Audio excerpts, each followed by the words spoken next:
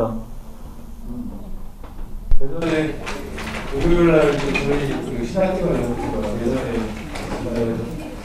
제가 이제 주집 촬영을 하는데 월, 화, 수는 이제 서울에 있고 목, 금은 이제 대전에 있는데 오늘은 이 토요일이나 이게 광주에 볼 일이 있어서 어제는 이제 전주에 집에 있어서요. 부모님 갔다가 전주에 오늘 광주로 왔습니다. 사실 이제 제가 이제 53번째 생일을 광주에서 오늘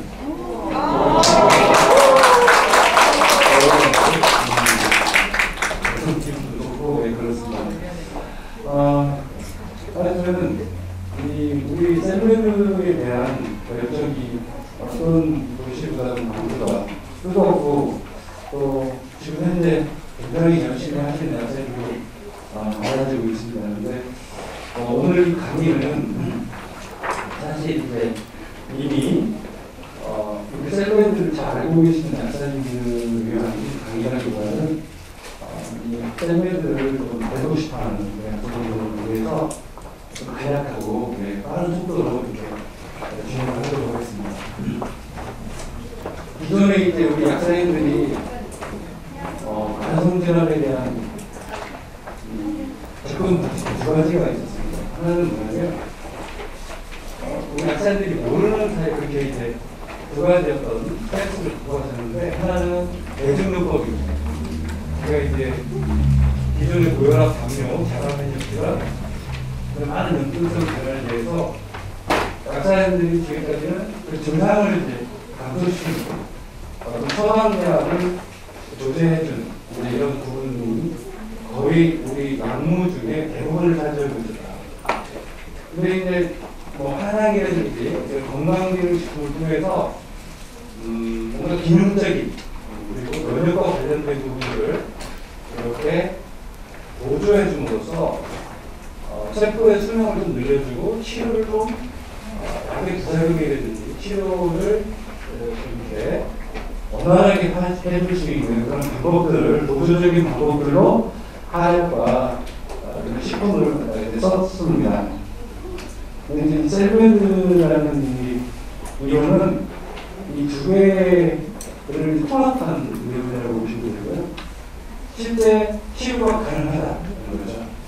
실제 만성질환을 영양소로서 치료가 가능하다. 그런데 이 영양소가 칼로리적인 영양소가 아니라 유전자에 접근할 수 있다는 거죠.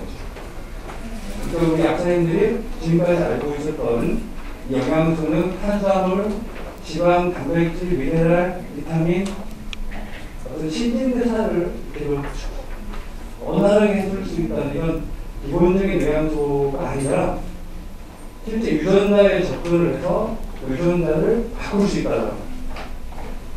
제가 1년에 한 1000명 정도 암 환자들을 생각하는데 그 암 환자들의 유전자를 잡아본 적이 있고요. 또 암 환자가 아닌 분들을 1000명을 내가 유전자를 체크를 해본 적이 있어요.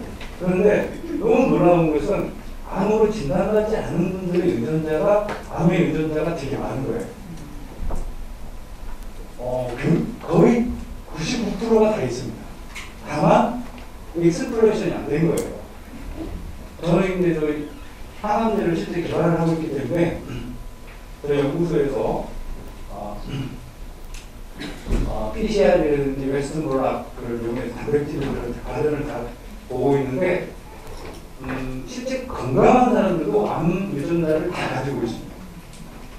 네, 다 가지고 있어요. 다만 이분이 암에 안 걸리는 이유는 익스플레이션이 안 되기 때문에.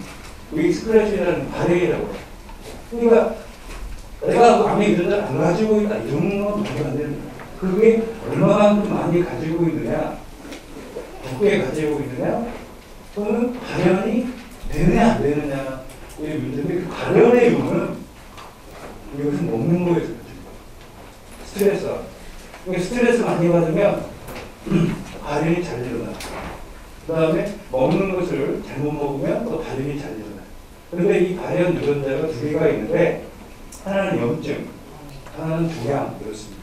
그래서 이 모든 사람들은 다 염증 유전자와 종양 유전자를 가지고 있는데 이게 발현이 되느냐 안 되느냐 그런 내부성이 유전자 내부성이 얼마만큼 강하느냐가 사실 질병에 걸리기도 하고 질병을 예방하게 하고 뭐 이런 차이가 있는 것 같습니다. 그러니까 우리 약사님들이 임상 약사로서 성공하시려면 딱 하나예요. 염증 유전자를 수치를 줄이고 종양 유전자의 발현을 막으면 아주 유명한 영양사님이 되실 수 있어요. 근데 이것은 확신을 갖고 오셔야 돼요. 저는 한 20년을 해왔기 때문에 확신인 걸 말씀드릴 수 있는데 지금 여기 약사님들은 암에 다 걸리실 수 있어요. 내 강의를 듣고 이유를 알게 되실 거예요. 제가 세계 최초로 암을 유발하는 기전, 암을 예방하는 기전을 발표를 했어요. 그래서 이번에 메이리용 되신 분에도 대문짝만이 났죠. 보셨나요? 대단히 큰 논문이에요. 그러니까 실제 우리 인원에 의하면 암을 99% 막을 수가 있어요. 암에 발현되는 걸 세계 최초로 밝혀낸 거고 억제할 수 있는 것도 밝혀낸 거예요. 여기까지 갔기 때문에 실제 암에 걸린 사람을 다시 정상 유전자로 바꿀 수 있냐? 당연히 바꿀 수 있겠죠. 다만 이제 그 부분들은 아주 예민한 부분들이기 때문에 저희가 식품 단계에서는 말을 하기가 참 어려운 부분입니다. 왜 그러냐면 나중에 이제 송사에 문제가 될 수도 있고 그렇기 때문에 어쨌든 지금은 이제 예방이라든지 관리 쪽으로 암 같은 경우에는 접근하시는 게 있고 염증은 자신 있게 하셔도 됩니다. 여기 염증이 뭐냐? 질병에서 의미하는 염증이 뭐냐? 부어오르는 거다. 그 옛날의 사고방식입니다. 부어오르고 붓고 열나고 빨개지고 오르나고 이거 이제 옛날의 사고방식이고 염증이라는 건 뭐냐? 기능이 떨어지는 거예요. 염증은 기능학에서 보면 세포 교정학에서 기능이 떨어지는 걸 염증이라고 하는 거예요. 왜 기능이 떨어지느냐? 세포막이 망가졌습니다. 그래서 세포막이 망가져 있는 것을 우리가 염증이라고 하는 거고 세포막 플러스 미토콘드리아가 망가진 걸 염증보다 좀 더 심한 염증, 만성염증이라고 하고 그 만성염증 단계에서 좀 더 악화된 것을 우리가 부전증이라고 합니다. 이 부전이라고 하는 것은 이제 세포가 거의 다 죽은 상태를 말하는 거예요. 홍파부전, 뇌부전, 당부전, 심부전 이런 것들이죠. 그래서 일단 세포 단계에서 보면 염증이라고 하는 것은 기능이 떨어지는 거거든요. 그래서 우리 약사님들이 기능 떨어진 세포들을 다 회복시킬 수가 있어요. 그래서 이제는 머무르게 하고 고치지는 못하지만 더 악화되지 않게 하고 근데 이럴 수가 없어요. 더 악화되지 않게 있게 할 수가 없어요. 더 계속 악화될 수도 있어요. 약이라고 하는 것은 계속해서 악순환이 되기 때문에 나중에 하나에서 시작해서 보면 나중에 10개가 더 있고 10개가 있고 20개가 그게 있잖아요. 그때쯤 되면 실제 몸에서 어떻게 할 수가 없어요. 그래서 우리 선생님께서 이제는 패러다임이 2개의 패러다임입니다. 하나는 대중요법을 가야 될 거예요. 이제 원인요법을 가야 돼요. 우리가 근데 대중요법이 필요한 경우가 있습니다. 분명히 있고 이런 이 판단은 의사들이 또는 우리 약사들이 뭔가 이렇게 할 수 있겠지만 원인요법을 배제해서는 이 대중요법도 오래 갈 수가 없다라고 저는 생각을 하기 때문에 우리 원인을 이렇게 유전자로 보고 가야 됩니다. 유전자를 바꿀 수 있는, 교정할 수 있는 그 학문이 바로 세포 교정 이론입니다. 저는 좀 우리 약사지만 이제 의과대학에 가서 이제 의학박사 학위를 받았는데요. 임상양리학을 저는 다른 양리보다는 임상양리 쪽이에요. 그래서 실제 환자들의 몸 상태를 바이오마커를 이런 것들을 많이 보고 그 프로토콜을 대화하는 이쪽에 좀 근무를 좀 많이 했고 그러다 보니까 실제 이 물질이 들어가서 PK 이 PK라고 들어보셨죠? 이 PK라고 하는 건 약동학이라고 합니다. 그 다음에 이제 PD라고 해서 이제 강력학이라고 하는 게 있어요. 이 약동학이라고 하는 것은 실제 내가 먹은 약물이 내 몸에 들어가서 어느 정도 흡수가 되고 혈중운동을 어떻게 몇 시간 유지하면서 효과를 발휘하냐가 이제 PK고, PD는 이제 PK는 파마 카이네틱스라고 하고 PD는 파마 다이나믹스라고 합니다. 이것은 이제 PD 같은 경우에는 실제 약물이 표적에 가느냐 안 가느냐 그런 거고요. 실제 뇌로 가야 되는 약물이 뇌로 가느냐, 간으로 가느냐, 다른 데로 가느냐 이걸 실제 확인하는 거고요. 우리 셀메드에서 개발된 모든 물질들은 PK와 PD를 다 혼합한 이런 기준을 갖고 있는 원료들로 만들어지고요. 실제 이제 저희 회사는 건강기능식품회사가 아니고 신약을 개발하는 신약 개발 회사는 일반 제약회사도 아니고 신약 개발 회사예요. 네, 그래서 실제 저희가 한 지금 18가지의 지금 파이프라인, 신약 파이프라인을 가지고 있고 그 파이프라인 중에 일부를 저희가 이제 식품으로 특히 우리 약사님들이 처방하실 수 있는 식품으로 허가를 내서 약사님들에게 지금 치료용으로 공부를 해드리고 있는 거고, 근데 실질적으로 레벨은 약의 레벨이라고 보시면 돼요. 그래서 활성이 굉장히 뛰어나고요. 안정성이 탁월하다. 네. 그러니까 일반 영양소보다 한 12배에서 100배 정도의 활성과 안정성을 가지고 있죠. 그리고 저희는 열과 추출 용매를 거의 가하지 않는다. 한약은 모르겠는데요. 우리가 쓴 플라보노이드라든지 카로티노이드 이런 계통들, 이런 열을 가하면 거의 다 파괴됩니다. 그렇기 때문에 실제 열을 가하지 않고 만들어낼 수 있는 그런 기술을 확보를 하고 있고요. 그 다음에 이제 근거 중심의 원료를 사용합니다. 유전자 교정이 가능한 최저 용량을 사용합니다.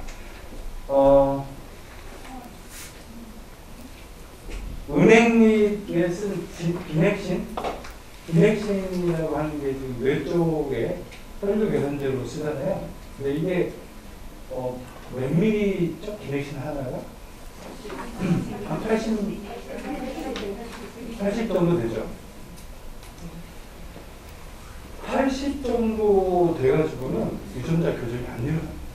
어느 정도 돼야 돼요? 1000ml 돼야 돼요. 그러니까 저희가 이제 은행도 플라보노이드인데 저희 이제 아로니아에서 플라보노이드를 뽑았잖아요. 실제 거기가 1000ml 이상의 플라보노이드가 실제 들어가 있어요. 이 정도가 들어가야 전신의 유전자를 다 바꿔낼 수가 있어요. 그리고 뇌가 아프다고 해서 이 플라보노이드가 뇌로만 가면 그렇지 않아요. 우리가 무릎이 막 아파서 진통제를 먹잖아요. 진통제가 무릎만 가면 그렇죠. 온몸으로 갈 거 아니겠어요? 실제 우리 플라보노이드를 먹어도 플라보노이드가 내가 지금 몸이 아픈 곳으로만 가는 건 아니고요. 가장 아픈 곳으로, 그러니까 가장 아픈 곳으로 가고 그 다음 아픈 곳으로, 그 다음 아픈 곳으로 이렇게 호밍이 돼가지고 들어가거든요. 그래서 몸이 많이 아픈 사람은 1000ml를 먹어가지고는 부족할 수도 있어요. 그러니까 내가 몸이 많이 아픈 사람은 2000, 3000까지도 들어가줘야 되는 거예요. 그러니까 실제 물질이 안정성도 되게 중요하겠죠. 안전성, 세프티 레벨도 되게 중요한 거예요. 많이 써야 되는데 이게 이제 안전성이 없으면 많이 못 쓰잖아요. 그래서 실제 제 유전자 교정을 하기 위해서는 굉장히 안전성 수준이 높아야 된다. 그리고 어느 정도로 높아야 되느냐? 임산부가 먹어도 될 정도가 된다. 그래서 셀메이드 제품들은 임산부나 태아가 먹어도 전혀 문제가 없어요. 아니, 그런데 독성이 없는데 어떻게 치료가 됩니까? 접근하는 방식이 달라서 그래요. 우리가 독성이라고 하는 것은 세포를 죽여야 돼요. 이 세포의 기능을 떨어뜨려야 돼요. 우리가 통증약 또는 자가면역 질환에 쓰는 엠브레, 통증약으로 쓰는 엔사이드 계통의 약들은 다 우리 세포를 다 죽이는 거예요. 죽이니까 통증을 못 느끼는 거예요. 죽이니까 열이 안 나는 거예요. 죽이니까 반응을 안 해서 면역 반응이 안 일어나요. 그러니까 결국에는 겉으로 보기에는 되게 조용하지만 속은 죽어가는 거죠. 그래서 수명이 짧아지는 겁니다. 전체 라이프 스팬이 짧아지는 것은 우리 의료계에서 보면 실패하는 거라고 봅니다. 그래서 우리가 원하는 건 뭐냐? 통증도 줄여줘야 되고 증상도 줄여줘야 되고 세포의 수명도 늘려줘야 됩니다. 그러려면 독성이 있으면 안 된다는 거예요. 무독해야 돼요. 이 세포 교정 이론에 들어오려면 이 롤 머터리얼, 특히 우리가 쓰는 영양소들은 다 무해해야 되고 무해한 것 중에서 활성이 높아야 된다. 우리 히포크라테스가 그랬잖아요. 음식으로 안 되는 건 약으로 안 된다. 근데 그 음식이 독성이 있으면 돼 있어? 안 되는 거잖아요. 다만 이런 건 있어요. 한 5kg 정도, 5kg의 당근을 먹어라. 처방에 나왔어요. 5kg. 5kg를 먹을 수 있어요. 쑥을 한 1kg씩 먹어야 돼요. 30일 동안. 못 먹죠. 그렇게 할 수가 없죠. 그 다음에 그 쑥을 다 먹는다고 해서 다 흡수가 되는 건 아니니까. 그러니까 우리 이제 교정 영양소들은 굉장히 정교한 방법으로 많은 원료에서 유효성분 추출을 해서 우리가 웬만한 스틱에 담아서 먹는 거죠. 하지만 우리 V플렉스 같은 경우는 한 포에 과일 야채가 5kg 정도의 과일 야채가 들어있으니까 실제 우리가 섬유질을 제거한 나물 성분을 먹으려고 보면 되게 힘들다는 거죠. 그래서 일단 메가도스가 되게 중요하고, 그 다음에 식이요법이 적용이 되면 너무 좋은 효과를 볼 수 있어요. 보통 4개월에서 8개월이면 웬만한 그 우선 질환들은 다 교정이 가능하고요. 그 다음에 이제 요즘에 코로나로 나라가 전 세계가 시끌벅적한데요. 저는 위기를 기회로 삼을 수 있다면 우리 약사님들이 이 예방약학에 아주 중요한 위치를 차지할 수 있다. 예방약학이라는 게 뭐냐면 예방의학은 백신이잖아요. 예방의학을 한 개념은 백신이에요. 근데 예방의학은 약사들이 못해요. 근데 지금 서울대학교 약대에서 저희 이제 고등학교 선배님이 교수님으로 계시는데 그분이 지금 무엇을 하면 예방약학을 굉장히 사이즈를 크게 지금 많이 준비를 하고 있어요. 근데 그 중에 핵심이 뭐냐면 활성력이 높은 뉴트라시티카. 그러니까 약으로 약학을 하는 게 아니에요. 그러니까 백신도 사실은 약이 아니잖아요. 백신이 뭡니까? 백신은 세포죠. 백신은 바이러스가 뭐 세포 수준은 아니지만 어쨌든 바이러스, 세균 뭐 이런 것들을 우리 몸에 약독화를 해서 넣어주는 거잖아요. 이게 결국에 이런 생물 제제잖아요. 생물 제제, 백신도. 그래서 이제 우리 약국도 마찬가지예요. 제가 보기에는 저는 지금까지 쭉 이런 뭐 약을 개발하고 있지만 백신 중에서 효과가 입증된 백신은 딱 한 가지일 거예요. 지금까지.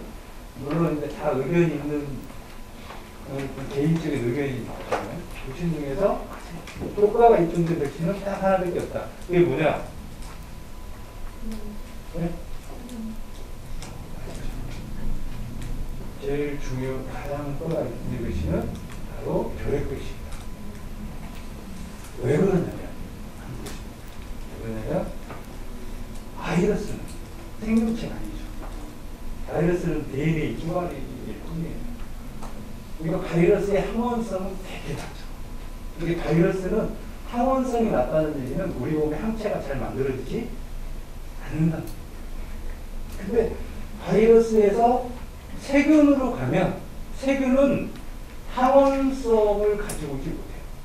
세균은 아예 공격성이 너무 강하니까 우리가 세균이 들어와 버리면 우리가 사실 굉장히 위험할 수가 있어요.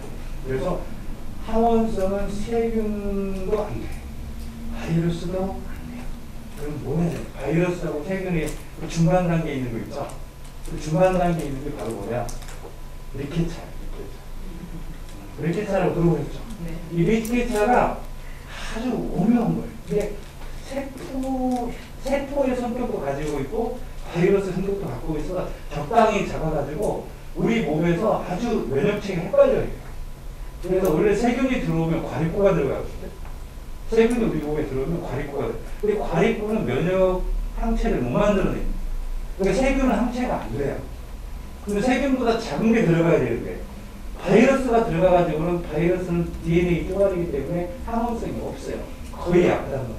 그러니까 그 바이러스가 큰데 세균보다는 약해서 림프구가, 과립구가 있는 림프구가 출동할 수 있는 유일한 그런 세균은 아니지만 세균과 같은 항원성을 갖고 있는 이 결핵균이 얼마나 중요한 백신인지 모르겠어요. 그러다 보니까 지금 현재 이 결핵균이 이건 실제 있는 일입니다. 동독하고 서독하고 지금 통일됐지만 동독에 있는 사람들이 코로나로 3분의 1이 덜 죽습니다. 똑같은 독이. 왜? 왜 그럴까요? 여기는 51년도부터 그걸 맞았어요. 결핵균. 서독은 61년도부터 맞았어요. 그리고 서독은 61년도부터 면역체가 생겼잖아요. 61년 이전에 태어난 사람들은 어느 정도나 이 항원성이 강하냐? 항체를 만드는 50배 정도. 그래서 지금 유럽은 굉장히 위험하잖아요. 근데 지금 이 동남아하고 아시아권은 그렇게 사망률이 높지 않죠. 보시면 아시는 것 이게 결핵균이 가지고 있는 교차 면역이라고 합니다. 이 교차 면역이 이루어지거든요. 근데 지금 BCG는요, 또 항암제로도 쓰이고 있습니다. 아니죠? BCG가 항암제로 쓰이는 거예요. 결핵균을 방광한 항암제로 지금 처방을 내고 있습니다. 이 결핵균을 몸에 딱 집어넣으면 우리 몸의 림프구, T셀들이 막 늘어나면서 암세포를 죽이기 시작합니다. 그래서 제가 생각하는 가장 중요한 이 백신은 결핵 백신이다. 사실은 이 코로나 이겨내려면 백신 한 번씩 더 맞으면 아주 좋을 것 같습니다. 제 생각에는. 근데 이제 그게 좀 돈이 안 되니까 제약사 입장에서는 떠나갈 수 있는 일인데요. 하여튼 이 예방약학은 우리 세포교정 영양소로 우리 약사님들이 플러스 초이스를 활용을 하십니다. 그래서 이제 앞으로 예방약은 백신, 병원, 예방약학은 약국, 우리가 쓸 수 있는 세포교정 영양소로 부분들을 맞출 수 있다고 보고요. 남녀노소 임산부 모든 유소 환자들에게 다 적용이 가능하다. 이렇게 볼 수 있습니다. 저희 셀메드 제품에서 유전자를 바꿀 수 있는 가장 강력한 무기가 뭐냐? 이건 우리 초보 셀메드 약사님들 이것만 잘 쓰셔도 영양자가 되실 수 있어요. 그래서 이걸 한 포 쓸 거냐, 두 포 쓸 거냐, 12포까지 가능합니다. 12포까지 쓰는 것은 아주 초단기적으로 쓰는 거예요. 예를 들어서 바이러스 질환이 있다든지 급성 질환 같은 경우에는 12포까지 써서 한 이틀이면 폐혈증, 예를 들면 대상포질, 폐혈증, 급성적으로 오는 질환을 할 수가 있어요. 굉장히 안전하고 강력하게 한 바이러스 거라 생각할 수 있고요. 염증이 보통은 하루에 한 포, 그리고 충분히 유전자 조절이 가능하고요. 2포까지 해서 3포에서 2포 정도 이렇게 해서 모든 염증의 유전자를 발현을 조절해서 정상화시킬 수가 있다. 자가면역 질환, 대사성 질환, 퇴행성 질환, 뇌심혈관계 질환 여기 있습니다. 여기 주성분은 안토시아닌이고요. 플라보노이드죠. 알빈산 다시마에서 뽑은 알빈산을 붙여서 안토시아닌의 활성을 12배까지 올리는 성분입니다. 실제 이 시아플렉스 X로는 저희가 항바이러스제, 그다음에 항유기암, 염증성 식도염, 모든 염증 중에 활용이 많이 되고 있고, 신장, 특히 신장이 안 좋으신 분들도 시아플렉스 X를 적용해서 신장을 회복시킨 사례들이 되게 많습니다. 독성이 없기 때문에 가능한 거고요. 그러니까 이 제품 하나만 제대로 활용을 하셔도 세포 교정을 다 대부분 이해하실 수 있어요. 이것은 어떤 거냐? 어떻게 해서 염증 유전자 발현을 조절하느냐? 이걸 이제 공부를 하면 이제 1시간, 2시간짜리 됩니다. 사실 이제 박사님들이 공부를 하시면 되는데, 간략하게 말씀을 드리면 이겁니다. 우리 세포는 환경에 의해서 움직입니다. 환경과 초유전자에 의해서 움직입니다. 초유전자는 하나님 말씀이라고 보십니다. 예를 들면 뭔가 이 절대자의 오더를 초유전자라고 부릅니다. 이 초유전자를 슈퍼진이라고. 그 슈퍼진이 바로 플라보노이드. 근데 실제 플라보노이드가 들어가면 모든 부분들을 유전자를 통제를 할 수가 있어요. 근데 이제 여기에 이 슈퍼진이 액션을 발휘를 하면 그 환경이 만들어져야 되는데, 그 환경이 뭐냐? 이 환경이 독소가 없는, 그다음에 산소가 많은, 이 두 가지. 독소가 없고 산소가 많아야 된다. 근데 이게 세포 내에서 거꾸로 되어 있잖아요. 그러면은 슈퍼진이 작동을 못하겠죠. 그래서 이 염증 상태로 빠져드는 거예요. 그래서 우리가 아무리 좋은 걸 먹어도 이 몸에 독소가 많고 산소가 부족하면 세포는 회복될 수가 없다고 보셔야 돼요. 그러니까 그걸 만들어주는 게 바로 시아플렉스 X예요. 이 시아플렉스 X를 먹으면 우리 몸에 독소가 없어져요. 해독이 된다는 거죠. 해독이 되고 굉장히 많은 양의 ROS라는 활성산소 등이라고 하죠. 리액티브 옥시젠 스페시스라고 해서 그 ROS가 한 수십 종의 ROS가 만들어지는데, 이게 아주 우리 세포들을 다 죽입니다. 그래서 그런 ROS와 중금속, 농약 이런 그 독소들을 제거시키는 물질이 시아플렉스 X예요. 근데 그렇게 이걸 제거하고 난 다음에 얘가 유전자로 작용을 해서 핵에 들어가는 거예요. 핵으로 딱 들어가면 핵에 들어가서 염증 유전자를 못 만들죠. 실제 슈퍼 유전자, 슈퍼진이라고 하는 것은 왜 슈퍼진이라고 하냐면, 슈퍼진은 세포막이나 세포막 수용체에 접근하지 않고 바로 핵으로 들어가 버려요. 네. 다른 데 통과하지 않고 다른 데 물어보지 않고 바로 핵으로 바로 들어갈 수 있는, 직접 다이렉트 오더를 내릴 수 있는 유전자를 슈퍼진이라고 한다. 근데 그 슈퍼진이 밝혀진 게 몇 가지가 있는데, 그 슈퍼진이 바로 플라보노이드 이렇게 보시면 되고, 그게 핵까지 바로 들어가려면 세포 안팎이 다 이제 독소가 없어야 된다. 그리고 산소가 65% 이상 돼야 된다. 그렇게 돼야만이, 그래서 실제 우리 몸에 염증이 많은 분들은요, 이 중금속 또는 뭐 식품 첨가물 화학 첨가물들, 그 다음에 활성산소용으로 범벅이 있어요. 그러니까 유전자가 염증 유전자가 많이 만들어져요. 그러니까 산소 포화도가 거의 65% 미만으로 떨어져 있는 거예요. 빈혈 상태예요. 그러다 보니 이 세포가 다 기능이 다 손실되어 있는 거예요. 이런 분들을 우리가 이제 염증 상태에 빠져 있다. 근데 이게 계속 한 3개월 이상 가시다 보면 완성염증이 이렇게 보셔야 돼요. 그러니까 이걸 이해를 하시면 세포 구조의 바른 이해를 하시는 거예요. 이 메커니즘을. 그러니까 실질적으로 제가 이제 단톡방에 한 20명 정도 활동을 하는 단톡방인데 누가 이제 그쪽은 약산치 아니에요. 그래서 회계사들 약간 취미생활 하는데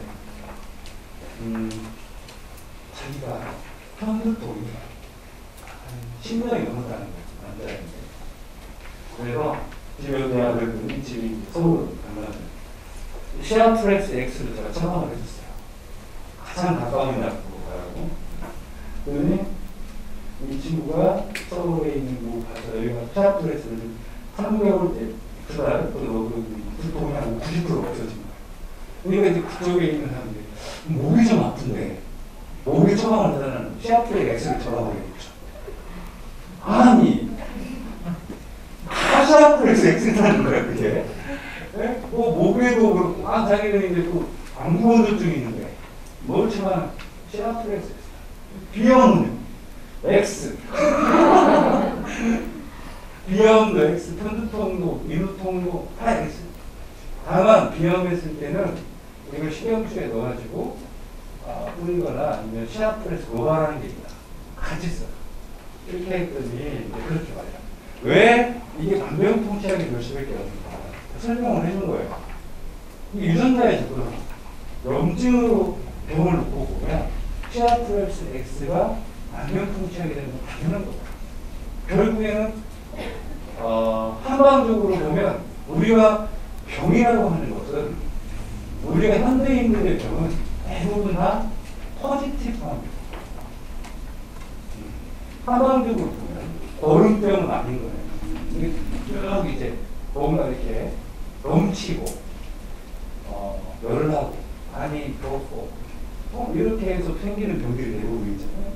스트레스를 많이 받거나 독소를 많이 먹거나 살이 많이 찌거나 그래서 뭔가가 넘치고 플러스적인 요소들이 계속 많아져서 생기는 병이기 때문에 결국에는 그런 것들을 내려줄 수 있는 뭔가가 필요한데 그 독소와 활성산소, 산소를 올려주고 이런 걸 조절해 줄 수 있는 게 바로 시아프렉스 X입니다. 또 심지어는 저희가 이제 나시라고 하는데 이거는 이제 폐활골성 지방간염이고요. 폐활골성 지방간염에 시아프렉스 X를 너무 좋죠.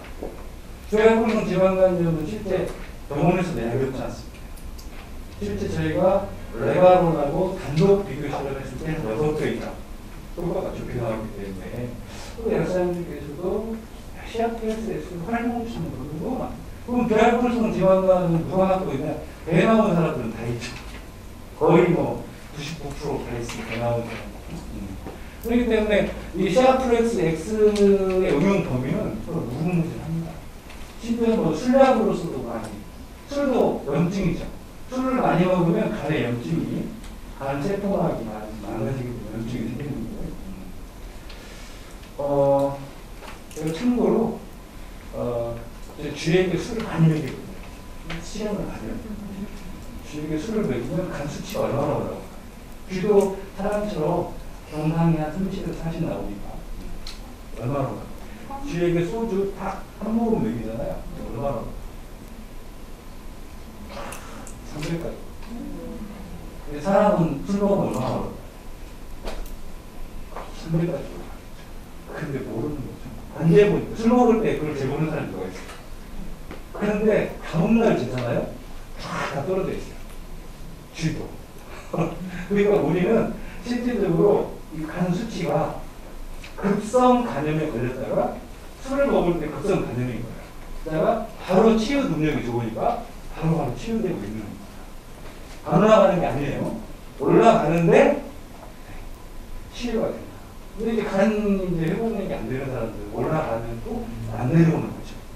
이걸 이제 간 질환에 걸리는 거. 어쨌든 이 시아프렉스 X를 미리 술 먹기 전에 먹으면 안 올라가더라. 저희가 실험을 한 게 그거예요. 그래서 저희는 술 마시기 전에 이거 한 푸시고 먹고 술을 먹으면 아주 몸이 좋습니다. 이거 해독제로 먹는 거예요. 그 다음에 A는요. A는 시아프렉스 X는 모든 체질에 다 쓸 수 있어요. 근데 A는 저희가 쓰다 보니까 조금 구분을 좀 시켜줘요. 한방에서 열증과 한증이 있잖아요. 열한 구분을 하듯이 시아프렉스 A는 아까 열증을 갖고 있는 사람도 있습니다. 그래서 몸이 좀 뜨겁거나 살이 쪘거나 혈압이 있거나 이런 분들에게 시아프렉스 A를 쓰면 잘 듣더라고요. 그 다음 약간 정신질환이 있거나 정신질환이라는 것은 스트레스를 잘 받거나 우울증, 정신분열증 이런 게 조금이라도 있는 분들은 시아프렉스 A를 쓰는 게 유리합니다. 기전은 같습니다. 그래서 여기 이제 시아프렉스 X는 평형약이고 A는 완성, 이게 시원하게 만들어줍니다. 유전자를 좀 시원하게 만들어줄 수 있는 게 바로 시아프렉스 A입니다. 그래서 시아프렉스 A를 먹으면 약간 시큼합니다. 그리고 A는 좀 달콤하고, 그래서 X는 좀 달콤하고 A는 좀 시큼하고, 그래서 만약 역류성 식도염이라든지 유궤양 이런 쪽에는 AX가 더 적합할 것 같습니다. 그 다음에 이제 F는 종양 유전자의 발현을 줬어요. 종양. 그러니까 0쯤은 X와 A로 F는 종양으로 이렇게 했습니다. 그러면 이제 가장 좋은 것은 나는 암에 안 걸리고 싶다 하는 경우에는 이걸 하루에 한 포씩 드십니다. 하루에 한 포씩만 드셔도 암 예방으로 좋은 효과를 볼 수 있고요. 이미 암이 있다. 암이 뭔가 간데가 유전적으로 뭔가 암 세포들이 유전적으로 좀 많은 것 같고, 그 주변에 내 형제간들이라든지 부모님의 암으로 많이 이렇게 문제가 됐다 하면은 크게 2포씩 주시는 게 좋고요. 지금 기존에 암을 가지고 있다 이런 경우에도 2포씩. 그다음에 항암 치료를 받고 있다 그러면 2포 이상. 이렇게 해서 이게 이제 면역에 들어가가지고 종양 유전자의 발현을 억제해 주는 건데, 쉽게 말씀드립니다. 암의 발생을 억제하고 암 전이 암 재발을 막아주는 거예요. 그러면 우리 항암 치료를 잘 받을 수 있어야지 암의 재발을 막을 수가 있기 때문에 하시는 거고, 제가 참고적으로 하나만 말씀을 드리면, 항암 치료는 항암 치료의 효과를 보려면 0기, 1기, 2기까지. 항암 치료의 3기, 4기는 효과를 볼 수가 없어요. 이건 분명한 거예요. 그렇기 때문에 우리가 항암 치료도 효과를 보려면 0기, 1기, 2기에서 가야 돼요. 3기, 4기는 항암 치료를 받아서 더 유용하다고 하는 지표가 거의 없습니다. 이건 뭐 사실 데이터로 나오는 거죠. 항암치료 3기, 4기가 받아가지고 얼마나 더 오래 사느냐? 항암치료 1년 받아가지고 1년, 2년 받아가지고 정확하게 살 수 있는 통계는 1.2개월 더 산다는 거예요. 근데 그건 제가 보기에는 항암치료를 안 받고 다른 좋은 치료를 받았으면 훨씬 더 사실 수가 있다는 거기 때문에 큰 의미가 없다는 거죠. 그거 고생해가면서 그 비싼 항암제 맞아가면서 내가 2개월 더 살려고 그냥 안 하는 거야. 그러니까 의학사님들도 주변에 돼 있으면 0기, 1기, 2기는 좋다. 하지만 0기, 1기, 2기가 문제가 있어요. 뭐야 문제냐? 항암 치료를 받아서 암 줄기세포가 생길 수 있어요. 그게 지금 가장 큰 문제가 있습니다. 그러니까 원래 암 줄기세포가 없는 암을 우리가 용기 1, 2라고 하는 거예요. 이걸 항암 치료를 해가지고 암 줄기세포가 더 생길 수가 있다. 또는 새롭게 생길 수가 있다. 이건 뭐 병원의 입장에서 보면 어쩔 수 없다라고 얘기할 수도 있겠지만 이건 새롭게 밝혀지고 있는 사실이기 때문에 우리 약사님 가족들, 약사님 지인분들이 바로 해당되는 얘기예요. 암이 걸렸어요. 그래서 연기, 일기, 수술, 항암 이렇게 했을 때 수술은 오케이. 수술 가지고 줄기세포가 만들어지지 않아요. 암 줄기세포가. 하지만 항암을 하게 되면은 이제 암 유전자가 뮤테이션을 해서 줄기세포성 암으로 바뀌어버립니다. 이럴 때는 5년은 잘 버텼어요. 수술하고 나서.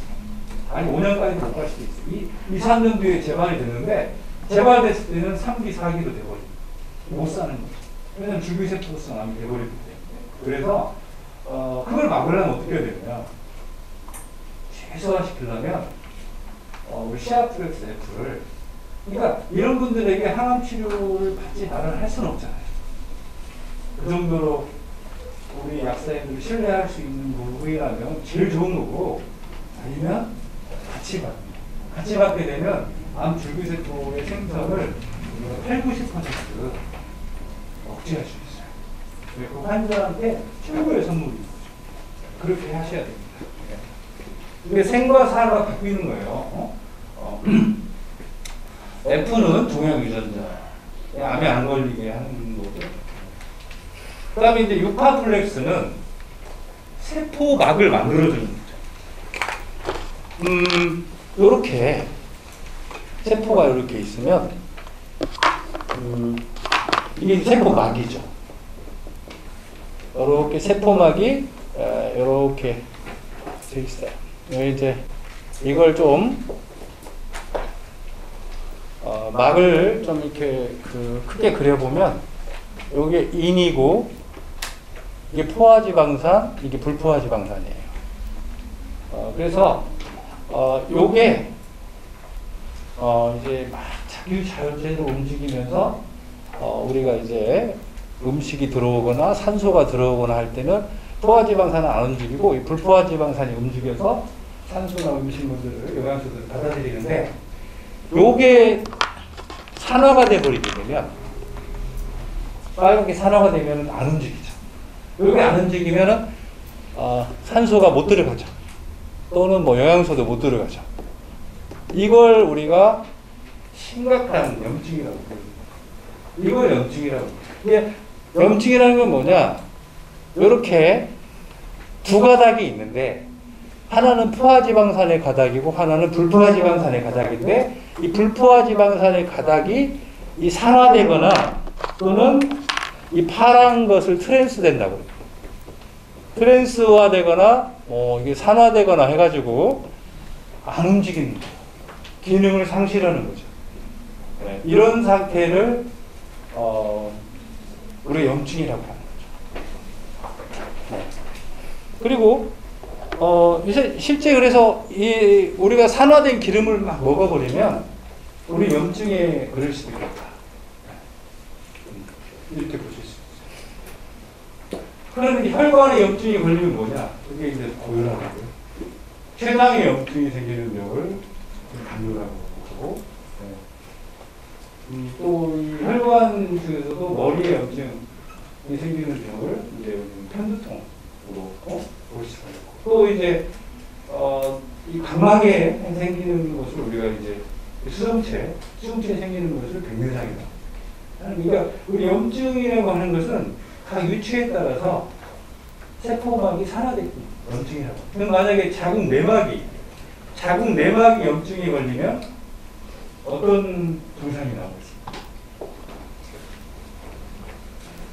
자궁 내막이 내가 아까 말한 뭐 고름이라든지 이런 게 아니고 자궁 내막이 산화된 불포화지방산으로 세포막이 만들어지면 거의 대부분 임신을 못해요. 그걸 우리가 난임이라고 합니다. 지금 난임 환자의 제가 보기에는 95%는 다 산화된 기름으로 되는 거예요. 그러니까 난임 환자를 유파프렉스와 시아프렉스 두 개를 들어가잖아요. 그러면은 제가 말씀드리면 100% 임신이 가능하다는 거예요.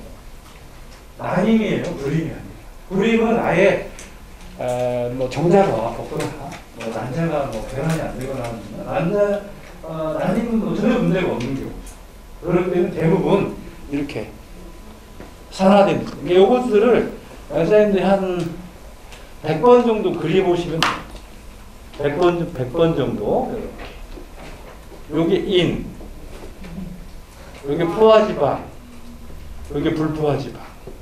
근데 우리가 산화된 기름을 먹거나 아니면 스트레스를 많이 받거나 하면 요게 빨간색으로 변하는 거예요. 이 빨간색으로 변하고 그럼 트랜스 지방 있잖아요. 팝콘이라든지 마가린, 튀김, 뭐 이런 것들을 많이 먹게 되면은 트랜스 지방이 되는 거예요.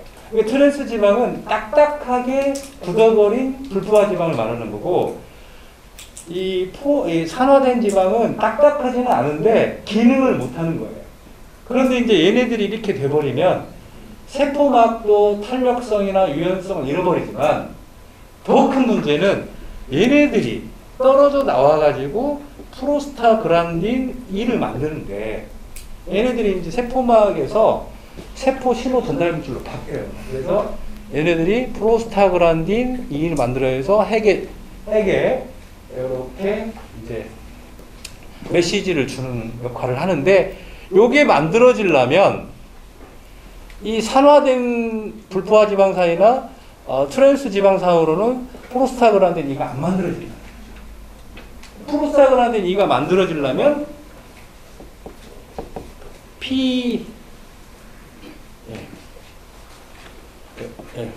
프로스타그란딘 2, 1, 2, 3가 만들어지려면 아주 무산화, 산화 안 된 불포화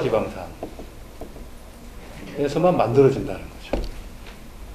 그러니까 이 산화가 되지 않은 무산화 불포화 지방산을 우리가 노유파라고 부르는 거고요.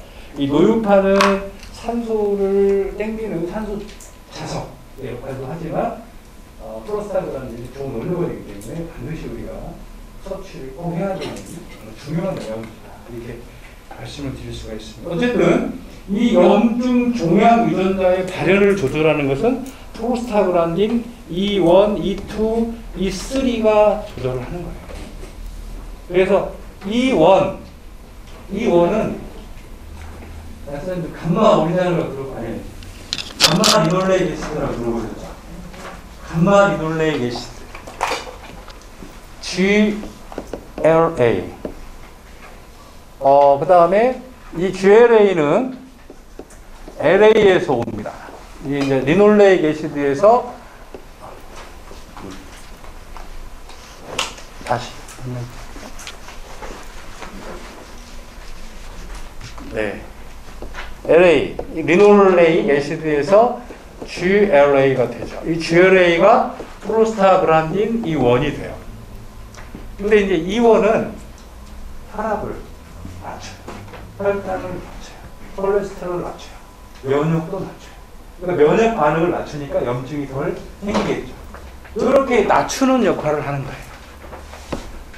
근데 LA는 GLA를 거치지 않고 이 LA가 마지막 단계에서 프로스타그란딘 PGE2가 되는 경우가 있어요. 이런 경우에는 이 2는 한번 올리는 거예요. 혈압, 혈당, 콜레스테롤, 면역, 염증, 유전자 다 올리는 거죠. 그래서 이 1과 이 2는 기량적으로 작용을 하죠. 이 비율은 우리 간에서 만들어집니다. 간에서 만들어집니다. 근데 이것을 우리가 밸런스라고 하거든요. 근데 이걸 너무 많이 먹어버리면 밸런스가 깨지겠죠. 그래서 이걸 그래서 우리가 오메가 6라고 합니다. LA. 이 LA를 너무 많이 먹어버리면 이 다이렉트로 이게 너무 많이 생겨버리는 거예요. 그러다 보니까 혈당 올라가죠. 혈압 올라가죠. 그 다음에 뭐가 또? 염증이 많이 생기겠죠. 그래서 가장 LA가 많은 음식이 뭐냐? 옥수수죠. 옥수수. 옥수수하고 콩이에요. 옥수수하고 콩을 많이 먹는 사람들은 근데 이 자체를 조절할 수 있는 부분들이 많이 떨어지고 또 실제 이 GLA로 가는 이 효소가 간에 있는데 이 간에 이 효소가 좀 부족한 사람들은 GLA가 잘 안 만들어져요. 그렇게 되면 염증 조절을 못하는 거죠. 그래서 실제 이렇게 문제가 있는 사람들 GLA를 못 만드는 체질이 있는 사람들은 GLA를 먹어야 될 거 아니에요. 그게 바로 뭐냐? 달맞이 꽃, 경자, 도라지, 이런 것들도 있죠. 이제 그렇게 먹었을 때 매일 먹을 수는 없는 거니까. 그래서 가장 효과적으로 이걸 제어할 수 있는 게 뭐냐? 이 프로스타그란딘 E2를 제어할 수 있는 게 뭐냐? 바로 GLA 아니 ALA라는 거예요. ALA는 어디에서 오느냐? 이것은 실제 이것은 이제 우리 식물의 종자에서 오는데요. ALA 알파 리놀레익 애시드예요. 알파 리놀레익 애시드. 이것은 이제 오메가 3라고 하죠. 오메가 3. 그래서 이것은 이렇게 뭘로 만들어지냐면 프로스타그란딘 E3가 돼요. 그래서 E2하고 기량작용을 합니다. 결국에 이런 거죠. 혈압이 높은 사람들 보면, 혈당 높은 사람들 보면 GLA를 잘 못 만드는 사람들이죠. 그렇기 때문에 이 LA를 기량을 하기 위해서 ALA를 써주는 거예요. 그럼 ALA가 오메가 3라고 있잖아요. 오메가 어디에 쓰이 많이 들어있냐면 들깨, 호두, 치아시드 이 세 군데 많이 들어요. 근데 이 세 개에서 추출한 이걸 먹게 되면은 혈압이 내려가는 거죠. 왜냐하면 이 프로스타그란딘 E3가 하는 일이 E1이 하는 일하고 똑같아요. E1하고 E3는 거의 같은 일을 하기 때문에 우리가 E1을 올려줄 수 없는 상황이라면 E3를 올려줘서 E2를 견제하는 거죠. 이 밸런스를 근데 너무 E3만 계속 많이 먹게 되면 어떻게 되겠어요? 이걸 안 먹고 빼빼 마르겠죠. 살도 안 찌고 빼빼 마르고 그다음에 포도당도 이용도 잘 못하고 혈압도 낮고 혈당도 낮고 이게 너무 비율이 한쪽으로 치우치면 안 된다. 그래서 이 제일 좋은 비율이 몇이냐? 1대 4다라고. 그래서 오메가 6가 4고 오메가 3가 1이다. 이렇게 보는데 지금 우리 한국 사람들은 1대 10에서 1대 20. 특히 이제 대사성 장애 질환을 갖고 있는 분들은 1대 20, 1대 30까지 가기 때문에 이분들한테는 뭘 먹여야 되냐면 이걸 먹여야겠죠. ALA. ALA를 먹어야 체질이 바뀝니다. 근데 이 ALA는 산화가 잘 된다는 거죠. 그렇기 때문에 산화 안 된 ALA를 먹고 산화 안 된 ALA, 유파플렉스, 오메가 3다 이렇게 이제. 하여튼 이 기름이 되게 중요하다는 거고요. 클로플렉스는 이제 세포막을 우리가 이제 공부를 했기 때문에 클로플렉스는 이렇게 이게 핵이고 이게 막이고 여기에 이제 이렇게 미토콘드리아가 있어요. 그러면 핵하고 미토콘드리아는 DNA라고 하는 게 있습니다. 이 DNA 유전자를 갖고 있는 게 핵만 있는 게 아니고요. 미토콘드리아를 갖고 있어요. 그러니까 미토콘드리아와 핵이 이 DNA를 가지고 있는데 이 DNA를 가지고 무엇을 하느냐? 바로 단백질을 만들죠. 이 단백질이 뭐냐? 이게 바로 유전자죠. 유전자를 뭐라고 해요? 효소라고 하죠. 똑같은 말이거든요. 이게 단백질, 유전자, 효소는 사실 이쪽 계통에서는 다 같은 의미예요. 그러니까 단백질을 근육만 생각하지 마시고 단백질이 우리 실제 생명을 현상에서는 제일 중요한 게 유전자로 보셔야 돼요. 이 단백질을 만드는 건 뭐냐? DNA. DNA 가운데 이제 mRNA라고 그래서 RNA가 있긴 있지만 실질적으로 DNA가 명령을 하고 단백질이 만들어지고 유전자가 효소가 되는 거죠. 그래서 이게 생명 현상을 조절하는 거죠. 그래서 우리가 단백질을 생명의 가장 원초적인 물질이다 이렇게 얘기를 하는 거거든요. 그러니까 DNA를 섭취를 잘해야겠죠. DNA가 뭐? DNA를 우리가 먹을 수 있는 방법. 이것은 몸에서 만들어지진 않아요. 우리가 반드시 음식을 통해서 섭취를 해야 되는데 이 DNA가 어디에 있냐면은 보통 푸른 잎, 녹색 잎 이런 데 들어있어요. 그러니까 이 푸르고 녹색이다 하는 의미는 이제 엽록소라는 거죠. 엽록소하고 이 DNA가 같이 있는 거예요. 대부분 이 식물에서는. 그러다 보니까 우리가 배춧잎, 깻잎, 배춧잎, 이파리들 있잖아요. 이파리를 많이 먹으라는 이유가 여기 식이섬유들이 그런 게 아니고 실제 거기에 들어있는 클로로필하고 엽록소하고 DNA를 섭취해요. 그래서 이제 우리가 가장 질이 좋은 이런 DNA를 뉴클레오티드라고도 하거든요. 그러니까 어디에 있느냐? 플랑크톤에 있다.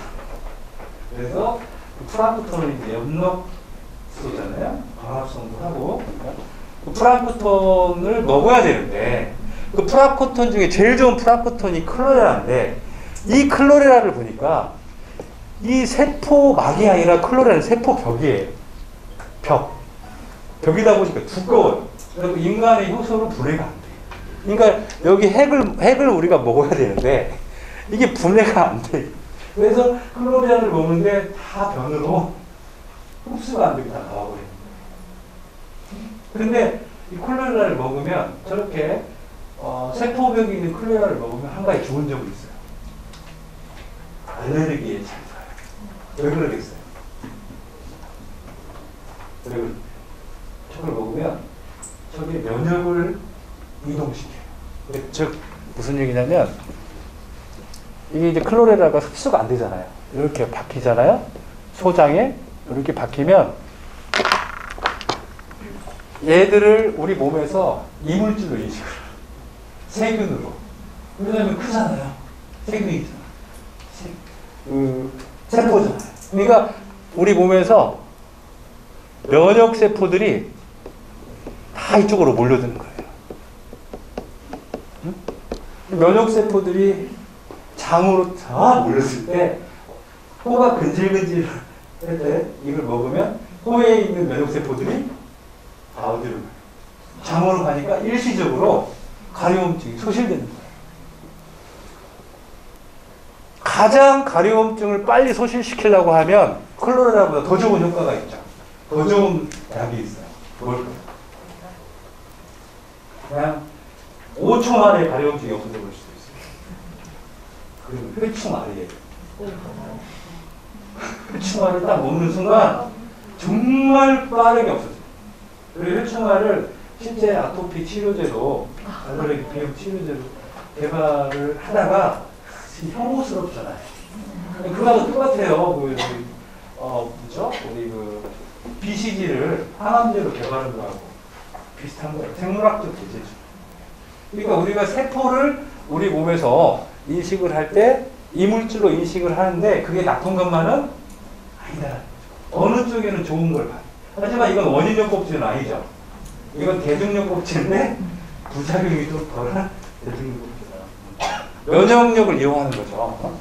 그러니까 우리가 클로레라를 먹을 때 이 클로플렉스를 먹으면 항원성이 없어요. 항원성이 없어서 이런 아토피나 이런 쪽에 그런 면역 이동 현상을 기대할 수는 없습니다.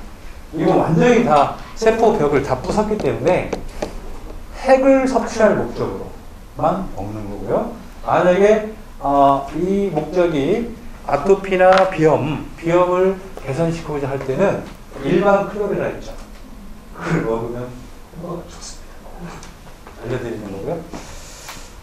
하여튼 이 클로플렉스는 대부분 요즘에 이제 기능약에서도 보면요, 만성질 환자들, 최소한 3개월 이상 질병을 갖고 있는 분들의 미토콘드리아 상태는 다 망가져 있다.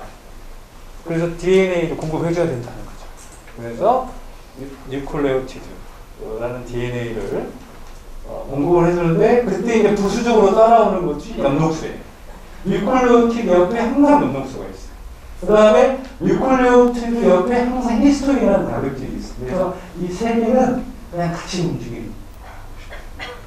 근데 이 세 개가 같이 움직이는데 이 세포 벽을 파쇄를 안 시키면 이 세 개를 우리는 먹을 수가 없다, 이렇게 보셔야 됩니다. 그래서 이걸 파쇄를 시킬 때 마이너스 200도에서 파쇄를 시켜야 돼요. 안 그러면은 다 녹아버려요.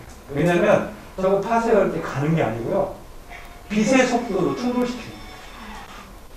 우리 충돌기가 있어요. 나중에 한번 보시면 어마어마합니다. 이 충돌을 시켜서 입자를 그렇게 나노화를 시키는 거예요. 이게 가는 게 아니라. 근데 이 충돌할 때 얼마나 많은 열이 나오겠어요. 그죠? 그러니까 그 열을 상쇄시키기 위해서 마이너스 180도의 질소, 액화질소를 써서 우리가 지금 만들고 있어요. 되게 어렵습니다. 그냥 만들어지는 게 아니고요. 그 다음에 이제 카로플렉스는 우리 약사님들이 가장 공부도 많이 하시고 많이 써보시는 것 중에 정말 이 영양소가 가장 많을 것 같아요. 베타카로틴이라고 들어보셨죠? 베타카로틴, 알파카로틴, 루테인, 그 다음에 또 뭐 라이코펜, 이런 종류의 지아잔틴, 아스타잔틴, 이런 것들이 다 이 카로티노이드예요. 근데 얘네들이 플라보노이드가 아까 초유전자라고 했잖아요. 근데 놀라운 게 밝혀진 게, 플라보노이드는 뼈, 혈관, 신경, 우리 몸의 모든 곳에서 플라보노이드가 아까도 이렇게 PD를 찍어보면 다 밝혀지는데, 얘네들은 딱 점막과 상피에서만 가는 거예요. 이게 무슨 얘기냐면, 얘네들은 다른 데 가지를 않고 호밍이 점막과 상피만 호밍이 된다는 거예요. 얘는 지용성이고, 그리고 플라보노이드는 수용성이에요. 그래서 수용성 슈퍼진이 플라보노이드면 지용성 슈퍼진은 카로티노이드다, 이렇게 볼 수가 있어요. 그래서 이 두 개는 음과 양처럼 같이 써야 돼요. 특히 상피질환, 특히 점막질환에는 이거 반드시 써야 되고, 요건 하루에 한 포를 써도 충분히 효과를 볼 수 있고, 좀 이제 그 효과를 세게 보려면 하루에 2포를 쓰다가 한 달에 한 포를 줄여줍니다. 여하튼 이것도 2포 이상 쓰면 안 돼요. 그리고 이 제제는 굉장히 그 고함량의 제제고, 또 지용성 같은 경우는 축적이 되잖아요. 그렇기 때문에 2포 이상 써야 됩니다. 계속해서만 쓰면. 그래서 쓰면 되고, 이것은 어쨌든 염증 및 종양 쪽의 유전자 발현을 조절하는 플라보노이드와 같이 쓸 수 있는 카운터펀치라고 볼 수 있습니다. 다음 TM플렉스는 이것도 이제 유전자 발현 마지막 물질인데요. 이 TM플렉스는 트레이스 미네랄, 이제 이 트레이스 미네랄인 것은 한마디로 이제 그 적게 들어있는, 적은 소량으로서도 역할을 하는 아주 중요한 이제 물질인데, 이게 실제 영양소가 아니고 아연이나 셀렌, 망간, 구리, 철, 몰리브덴, 크롬, 요드는 영양소가 아닙니다. 이것은 유전자로 작용한다는 거죠. 이것도 초유전자로 작용합니다. 그러니까 우리가 유전자의 발현을 조절하는 초유전자로 작용한다 밝혀졌기 때문에, 이 트레이스 미네랄은 세포 교정요법에 있어서 빼놓아서는 안 돼요. 아주 핵심적입니다. 이렇게 볼 수가 있어요. 그래서 이걸 같이 처방을 해주셔야 됩니다. 그래서 시아, 유파, 카로티에. 이것은 굉장히 인형증에서 중요한 거고, 거기다가 이제, 클로까지 이 5개의 처방. 이것이 전체 세포 교정에 아주 중요한 물질이 되겠습니다. 그다음에 마칼플렉스는 이제 약국에서 응용을 굉장히 많이 하실 수 있는 그런 물질입니다. 근데 개인적으로도 이제 OTC 품목으로서 받은 대등록법제로 아주 잘 쓸 수 있는 물질이고요. 어디에 주로 쓰냐, 마칼플렉스를. 혈압이 잘 안 내려간다는 거예요. 잠을 잘 못 잔다는 거예요. 사지가 떨린다는 거예요. 그리고 경련이 막 온다는 네, 이럴 때 이걸 쓰시면 되게 드라마틱한 효과를 볼 수도 있습니다. 그러니까 어느 정도로 빠르냐, 혈압이 한 2, 3일 만에 한 20, 30도 떨어지는 경우가 있어요. 이 천연 진정제라고 보시면 됩니다. 천연 진정제, 근육 이완제로 이렇게 보시면 잘 응용을 하실 수가 있습니다. 우리가 이제 시우가 연골모료라고 하는 한방 제품이 있잖아요. 거기 연골을 하고 모료가 바로 마카레입니다. 연골과 모료가 마그네슘과 칼슘이 들어가 있는 거고, 그래서 그 비율이 마그네슘과 칼슘이 거의 비슷하게 들어가 있는 비율인데, 어쨌든 이 마칼프레스는 신경 안정제로 이렇게 활용을 하시면 좋은 효과를 볼 수 있고요. 또 이게 좀 성질이 차기 때문에 들어갔을 때 삼투압을 유발을 해서 이게 수분을 몸에서 장으로 이렇게 배출을 시켜요. 그렇기 때문에 수분량이 많아져요. 많아지다 보니까 아무래도 변비증에 좋은 효과를 보죠. 그래서 이 마그네슘 마칼플렉스를 변비증에도 잘 활용을 하시고요. 특히 이제 식이섬유가 부족하거나 노인성 이런 변비증에는 식이섬유가 부족할 때는 이제 식이섬유 제제를 같이 써주는데, 같은 식이섬유 제제를 쓸 때 가장 또 중요한 것은 놓치기 쉬운 게 물이 많이 들어가야 돼요. 처음에는 잘 힘들겠지만 계속 훈련을 해서 물을 많이 먹게 하면 보통 한 두 달이면은 만성 변비들을 다 고칠 수가 있습니다. 그다음에 칼마플렉스는 마칼플렉스는 이제 약간 이렇게 그 긴장이 잘 되거나 수축되거나 할 때 이완시키는 거고요. 이 칼마플렉스는 약간 근이 이완된 상태. 한마디로 근무력증이라든지 근위축증, 위하수증, 이런 역류성 식도염 이런 쪽에 저혈압증 이럴 때 근육을 수축시키는 용도로서 이걸 쓰셔야 돼요. 루게릭 같으면 만약에 루게릭이 있다 또는 노인성 근감소증이 있다, 사코페니아라고 하는데 이럴 때는 마칼보다는 칼마를 쓰는 게 중요하죠. 그 다음에 장 운동이 잘 안 된다. 아까 이제 변비가 아니라 장 운동이 잘 안 되고 뭔가 유하수 같은 게 있다. 이럴 경우에는 칼마를 활용을 하시게 되면 되게 좋은 효과를 볼 수가 있습니다. 모모프렉스는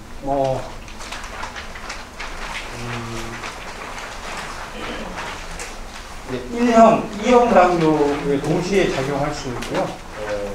또 암 환자의 당대사를 억제함으로써 암세포를 굶겨 죽일 수 있는 그런 용도로 사용이 될 수 있습니다. 어쨌든 이 모모를 개발했을 때 천연 인슐린으로 작용하는 페란틴, 프로티레스로 많이 들어있는 거예요. 펩타이드 K는 씨앗에 들어있어요.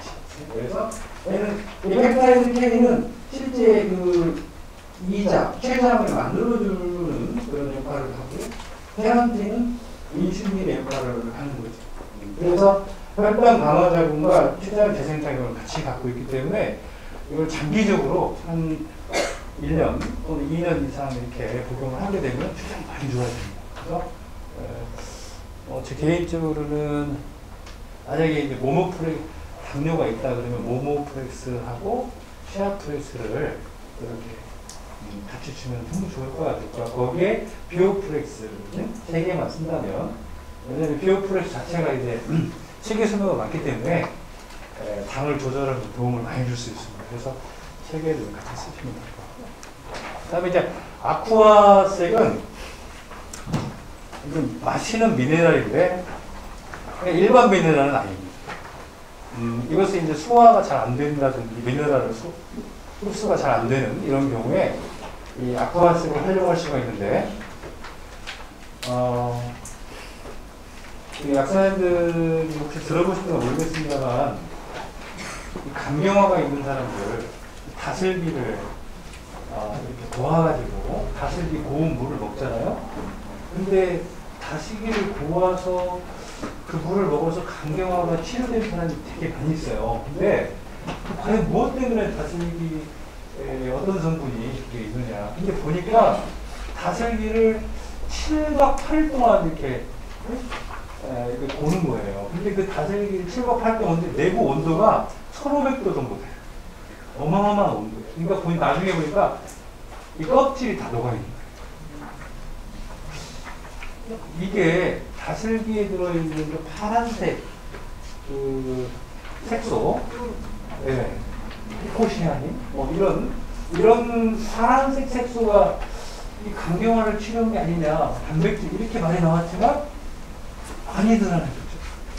그게 그것보다는 이 껍질, 다슬기의 껍질이 1500도에서 분해가 되면서 뭔가 아주 강한 활성을 갖고 있는 미네랄로 바뀌었다는 거죠.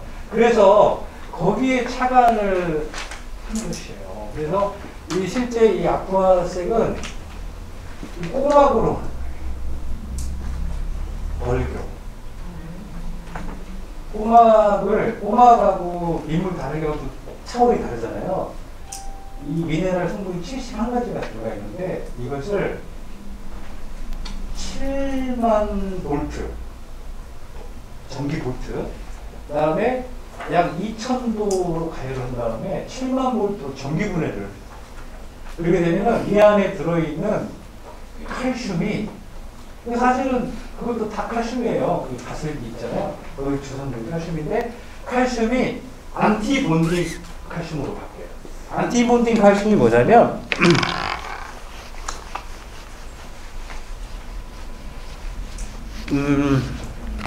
보통 일반 칼슘은 요렇게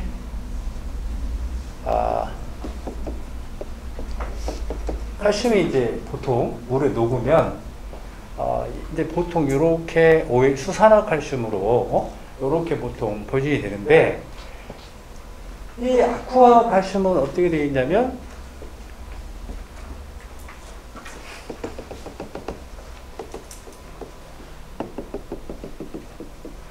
이게 쉽게 얘기하면 얘네들 거리가 1m라고 하면 1이라고 하면 이 거리가 200이라는 거예요. 그러니까 안 붙겠죠. 이온 결합이 안 일어나겠죠. 이게 쉽게 말하면 안티본딩이라는 뜻은 결합이 안 된다는 거예요. 칼슘이 다른 이온하고 결합되지 않고 그 강한 활성력으로 세포 안으로 들어간다는 거예요. 그러니까 이제 간경화가 일어난 칼슘에 이 칼슘이 들어간다는 거예요. 보통의 칼슘들은 못 들어간다는 거예요.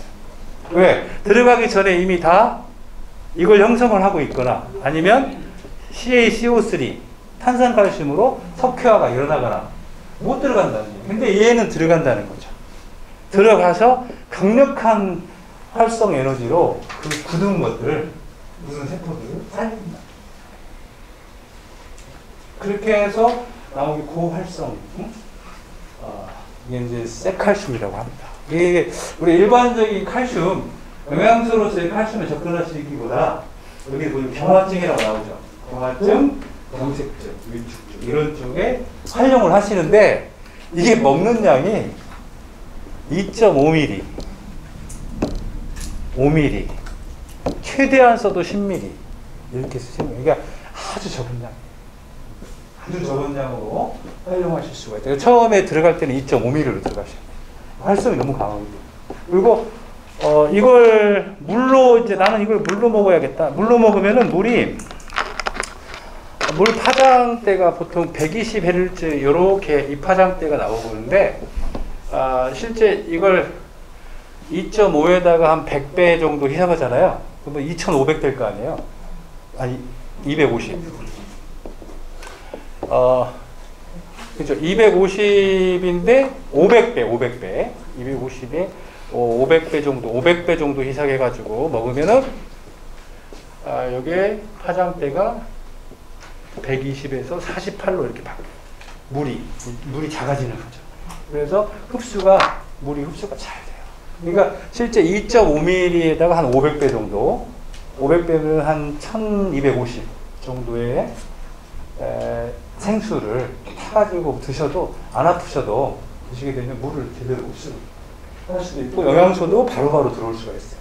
그러니까 우리가 세포 교정하실 때 2.5mm에다가 물을 한 1500 정도 타가지고 같이 드시라고 하시면 영양소 흡수도 잘 되고 효과도 되게 빨라질 수 있어요. 잘 활용을 하시면 좋을 것 같습니다.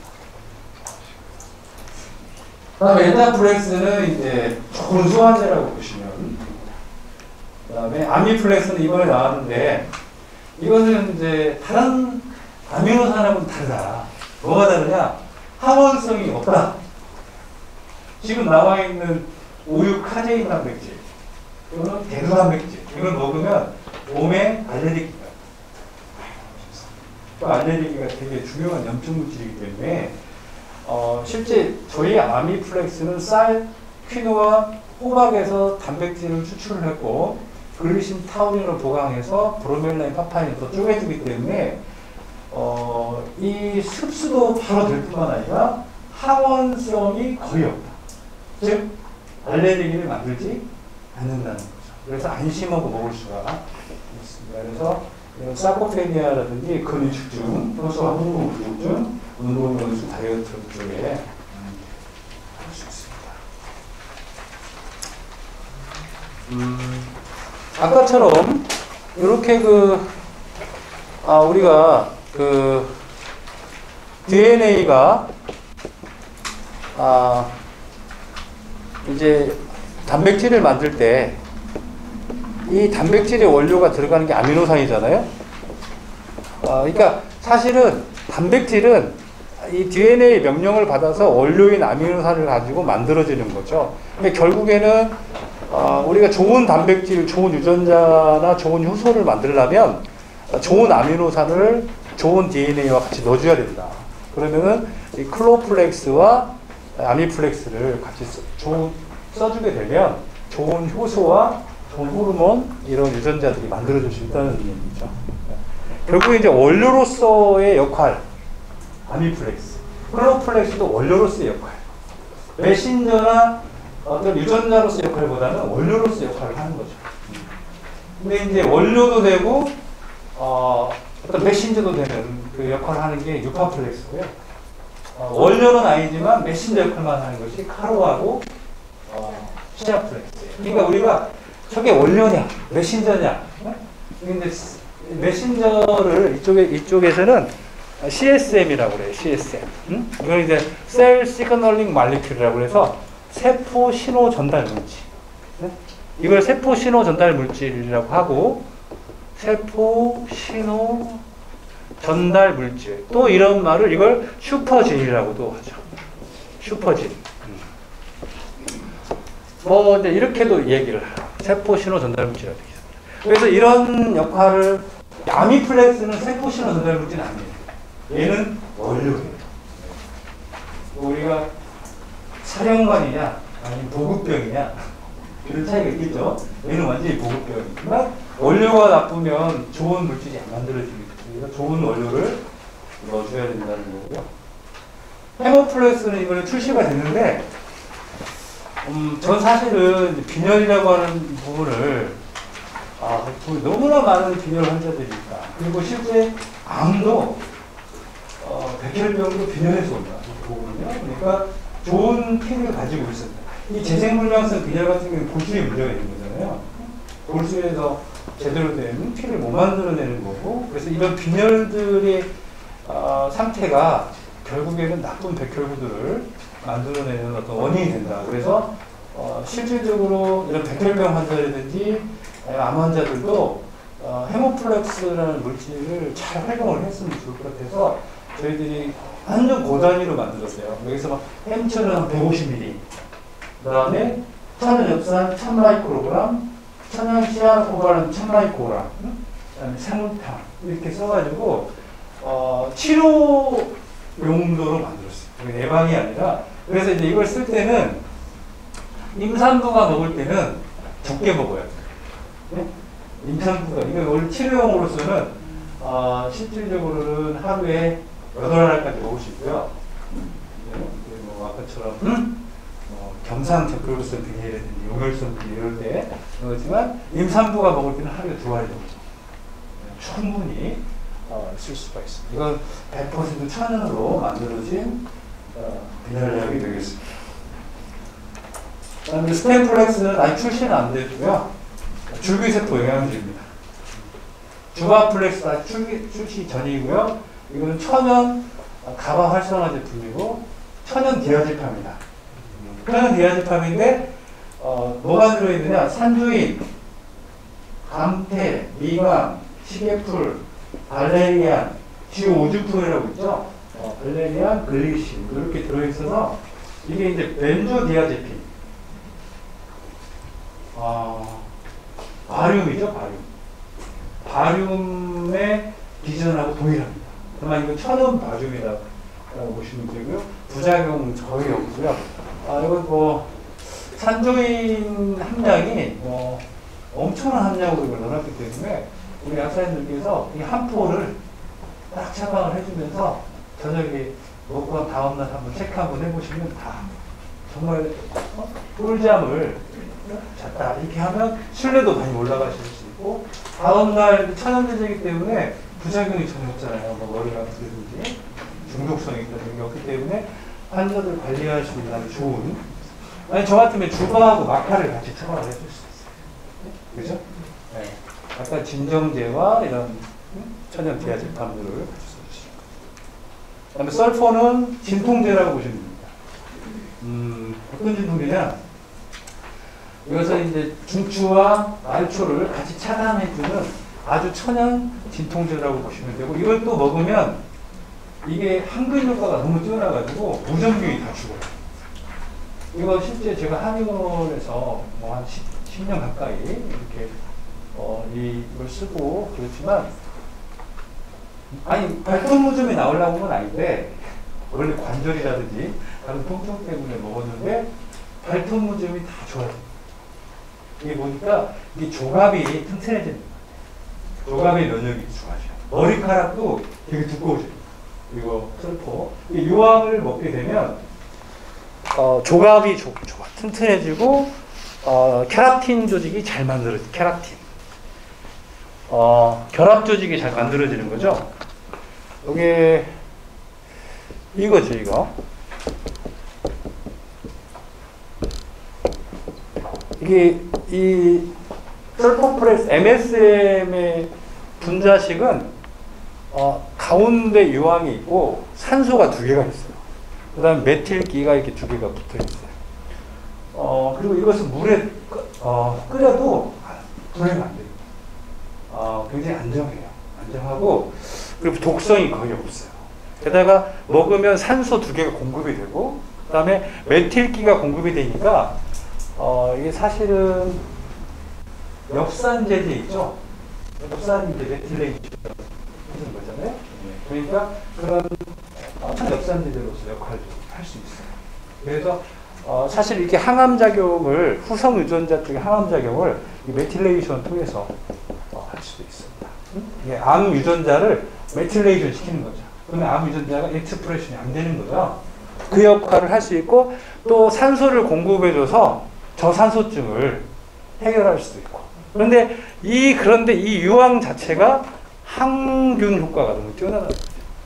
이 항균에는 항바이러스, 항박테리아, 항펑지, 그러니까 그 진균 작용도 같이 하고 있기 때문에 설포프레스는 천연 진통제지만 부수적으로 항균제로서도 활용할 수 있고, 이렇습니다. 이제 그 용량을 엄청나게 먹어버리면 암이 죽기도 합니다. 이게 저희가 써보니까 용량을 설포프레스 F 있잖아요. F로 한 12포씩 빠르게 먹으면 암이 잘 안 커요. 안 커지고 좀 줄어들고. 실제 해보니까. 근데 이제 너무 쓰고, 이제 독한 마음 가지고 먹으면 부작용은 없으니까 해봐야죠. 피오프레스는 아까 말씀드린 대로 이제 식이섬유인데 이제 포스트바이오틱스 생활성형 아미노산 제제인 포스트바이오틱스 이게 미생물이 만들어내는 일종의 효소죠. 효소. 그 다음에 프리바이오틱스 미생물이 먹이로 하는 물질. 프로바이오틱스 미생물 자체죠. 그래서 이 세 가지가 같이 들어있는데 제가 참고적으로 말씀드리면 지금 한 마리의 좋은 유익균이 있으면 원료만 제대로 먹이만 제대로 공급해주면 그 한 마리가 하루에 2,500억 마리 한 마리. 그러니까 숫자는 그렇게 중요하죠. 숫자는 정말 중요해요. 이게 숫자 보면 뭐 요즘 광고할 때 보면 뭐 1조 뭐 이렇게 말하면 큰 의미가 없다. 장의 환경이 더 중요합니다. 그 환경에 프리바이오틱스와 포스트바이오틱스가 중요한 역할을 하고. 네. 네. 시간 관계상 여기까지 하고 앞으로 지금 오늘 더 못하는 거 있잖아요. 못하는 것은 저희가 이제 온라인 강의를 좀 준비해서 우리 아시나이들 다시 만나도록 해보겠습니다. 다음 강사님